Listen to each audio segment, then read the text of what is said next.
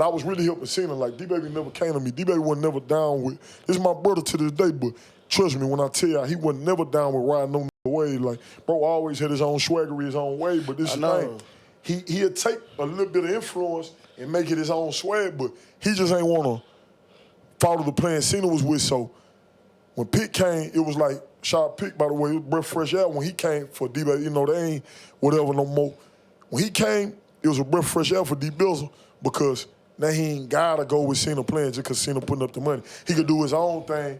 And he got the jury now. He got the cars. He doing a little more. Yeah. So bro just shot out from there. But before Pete, I was paid to help D-Baby, and I was around constructing the whole BDE shit and pretty much putting together the Be Someone projects and executive producing.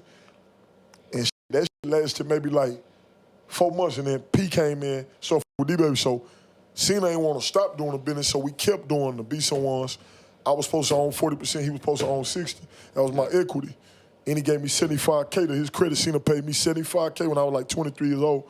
When he first met me, 22, 23, he gave me like $75,000 to help him create this label, this Be Someone project, all these compilation albums. And I really did this shit. But he didn't, you know you didn't give me the 75 at one time. He gave me 20K at one time. But by that time, I already having business, Rolls Royces, jewelry.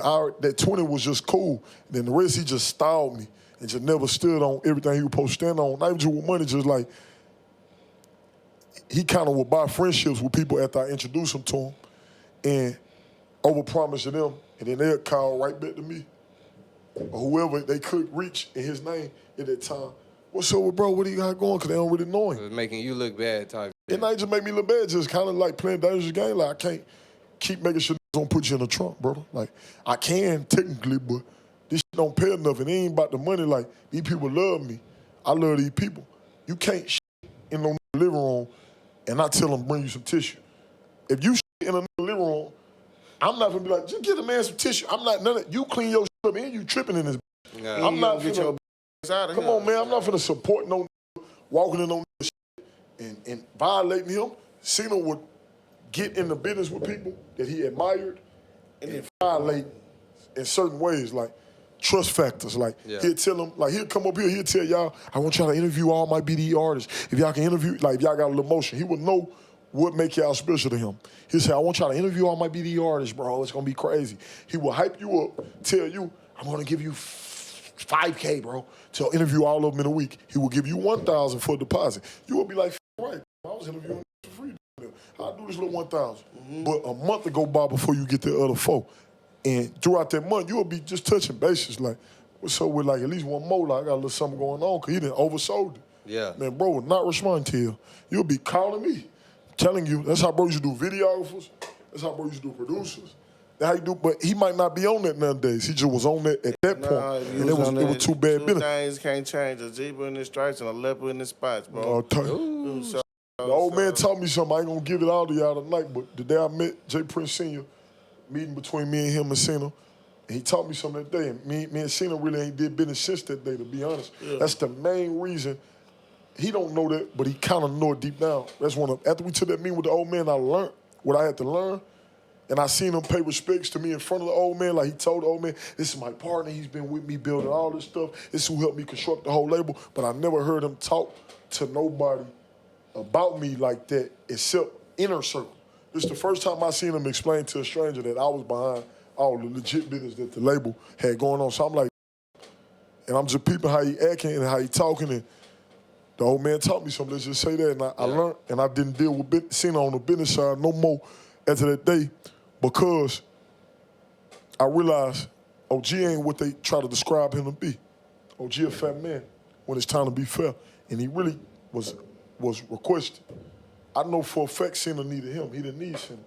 So somebody I value and I find that impressive, I admire that much, not even judging you, but real life, scolding you about your bullshit, and I still watch you not understand that you tripping, but I know you tripping and everybody else said you was tripping. I realized I was tripping for standing next to a man that keep tripping. That was just what it was. Yeah. All that came from that guap question, huh? That's understood. There's so much use in history in this shit, Pico. I can't just stop with a guap because I made sure I hugged any young nigga God gave me an opportunity to hug. Right now, 2-3 Lil J, 3rd Ward, special young nigga. And I ain't gonna sit here and act like I'm his CEO or he signed to me. That's your baby brother right now, just like Guap was baby brother. I just played a big bro role in some of these situations, but when my money come on the table, nowadays a contract come with that. I don't care who you is. But at one point, I was just doing what needs to be done. And nowadays, I don't immediately go to signing an artist just because I believe in them. Yeah. I be believing in them before anybody believe in them. So even if it hurt me sometime in the long run or in the upfront, I'm going to fuck with you and put some paper in your pockets before I put a paper in your face. Yeah. So I want to ask you, because, you know, that shit was on the internet. You know, you had shook the whole Instagram up, like when you were posting, like, the calls and shit, like when motherfuckers were playing with you. Sina? Sina, yeah, just I in don't general. know. Yeah, just posting, like, your receipts. Hey, that boy had the voice memos. Listen, I don't give a who you is. If you do business with foreigners and you don't make sure you got insurance, you're crazy. You do business, period, in this industry, and you think you don't have insurance, you're crazy. You're crazy. Because it's like this. Before the court of law, a contract, and people don't understand this. They thinking, be too tough for their own good. Not even really tough. Hit them in their mouth, and their teeth will fall down their throat. Like, I ain't really that tough. And I ain't really that tough, no promoting. Y'all know I dance, shake my ass, and twerk and work. I get online and have fun and party. I don't act too tough. I have fun. Okay? But I am big and black, and I know that half of these acting like gorillas, they zoo animals. I mean, you we was really in the motherfucking airport with this airport until there is an idiot. We ain't too tough. So these be too tough, so they'll say, man, don't go to the internet with this, that, and that. Well, have you ever been told on? Man, yes. That's all I'm saying. A lot of these ain't been told on yet, so they don't even understand why we tell them, leave me alone on social media. I can go to my store and tell them, please leave me alone before I beat you the fuck up. Because I don't want to pull up where he at like I used to. Exactly where you at. Bro, I promise to God on my soul, if I'm lying, I want God to make sure that I burn the head when I leave. I show up on people. That's what I did as a child. I really showed up on a lot of people that thought I wasn't what I was. I showed up physically and I done seen look at me like, man, this nigga really here right now. Before I ever had fame, before any fame, before I ever was somebody, I done seen grown people look me in my face like, man, this shit crazy. To the point where I ain't even done this. Honestly, I ain't see fear in a lot of their eyes.